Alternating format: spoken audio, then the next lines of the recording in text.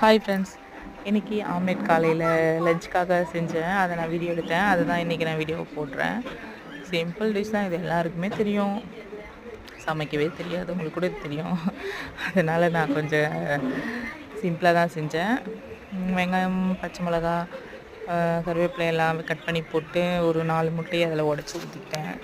அதுக்கப்புறம் அதுக்கு தேவையான கொஞ்சம் மசாலா இதில் சேர்த்தேன். மஞ்சத்தூள், கரம் மசாலா, மிளகாத்தூள், அப்புறம் சால்ட்டு இதெல்லாம் போட்டு நல்லா அடிச்சுட்டு அதை தோசைக்கல்ல ஹீட் பண்ணி வச்சுருந்தேன்.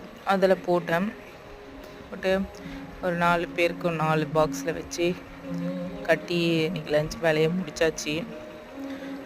அவங்களும் அதை எடுத்துகிட்டு போயிட்டு சாப்பிட்டு நல்லா இருந்தது அப்படின்னு சொல்லிட்டாங்க. எல்லாமே கரெக்டாக இருந்தது, காரம் இல்லை அதிகமாக. அதனால் அவங்களுக்கு ரொம்ப பிடிச்சிருக்கும்னு நினைக்கிறேன்.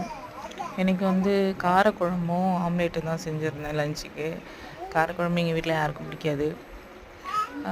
வேறு என்ன செய்கிறதுனே தெரில. லஞ்ச் கட்டுறவங்களுக்கு, டிஃபன் கட்டுறவங்களுக்கெல்லாம் காலையில் இது ஒரு போராட்டம்.